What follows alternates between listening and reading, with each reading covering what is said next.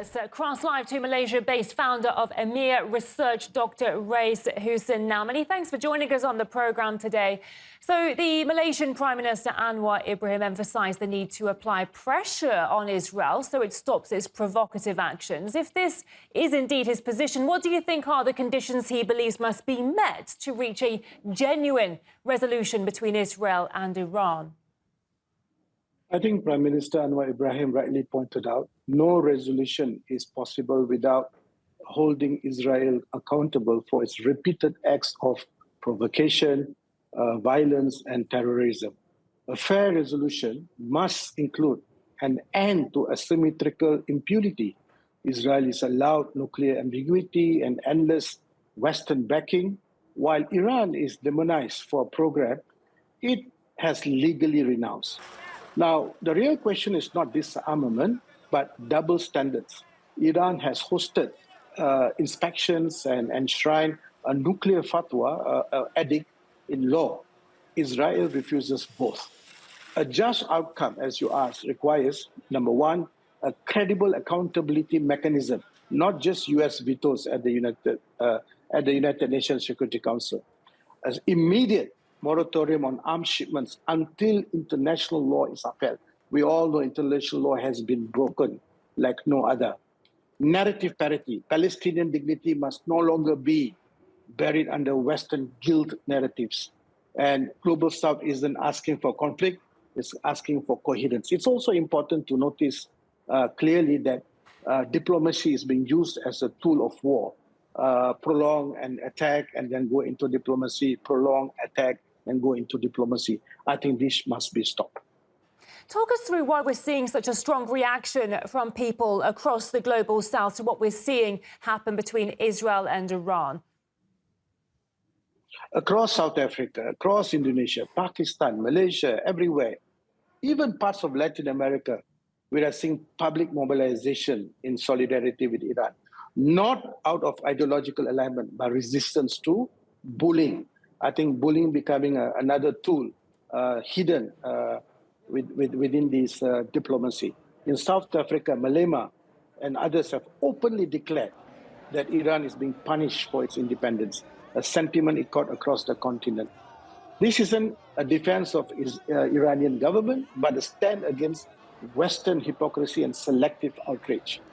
Iran's refusal to collapse under sanctions, sabotage, and cyber attacks has become a symbol of strategic sovereignty. For many in the Global South, Iran's position represents dignity under siege, not just geopolitics. Look at how Global South is reacting to NATO. NATO is going through a redefining period. I know Trump is on his way to Europe for the NATO meeting, but there are many consequences and implications with regards to this NATO, with regards to how people are looking at it. They're looking at whether NATO shifting relevance and optics. Global South view, we are looking at deeply Euro-Atlantic. They are not talking about global peace. We are not talking about, they're more talking about renewed focus on defense spending, the magic number of 2% of GDP defense on average by 2025. Only few countries are abiding for that. You look at NATO as reinforced militarization, a Western security club, not a solution to equitable global challenge, although they talk about that. So many of such things are coming in, inward-looking scenarios, existential narrative saying that NATO's existence is under threat. All this is but a hegemony. Yeah, it definitely feels like big shifts are happening. Many thanks for joining us on the programme. It's really good to hear your thoughts. Dr. Rais Hussin, the founder of Emir Research. Thank you very much. Thank you. A heartfelt light. To every soul whose hand did give, you've helped me dream, helped me live. In darkest hours, your light came through, with hearts so kind, so pure, so true. Your gifts, like stars in deepest night, have steered me gently toward the light. Each coin, each word, each silent prayer, a thread of hope, so rich, so rare. My eyes once dimmed, now seek the skies, and slowly, clearer visions rise. Because of you, I dare to see the world again. Its grace, its plea. Your compassion's flame will not just stay with me alone. It lights the way for others wandering through despair, to feel the warmth of selfless care. You've shown what love in action means, in quiet ways through giving scenes. You've built a bridge from soul to soul and made the broken feel more whole. So let this thanks rise like a song, a melody both soft and strong. May your example gently call more hearts to rise to give. To fall into the joy of lifting pain, of planting hope where none remains. Your kindness walks beside me still, a light, a love, a living will.